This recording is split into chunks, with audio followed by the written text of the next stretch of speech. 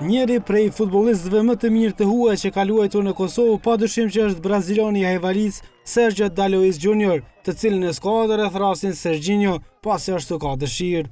Ai edhe pse nuk ka shënuar ende asnjë gol, ka qenë ndër më të mirët e Ajvalis në pranverë, ku skuadra e Ismet Munishit rënditet e para.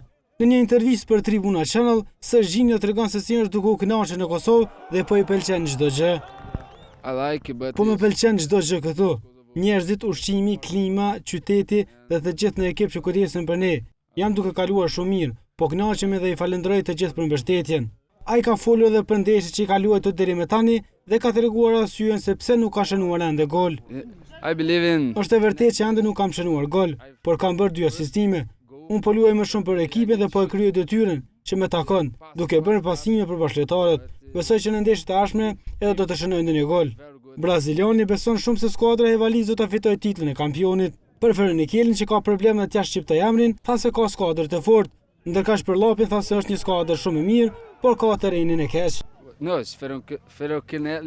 Për mua, Ajvalia do të jetë kampione.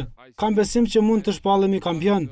Fernikeli ka ekip të mirë sepse e kam parë duke luajtur, por edhe Llapi ka një ekip të mirë, por terreni nuk e ka aq të mirë sa duhet. I pyetur se a e din ndonjë fjalë në gjuhën shqipe, ai është shprehur. No.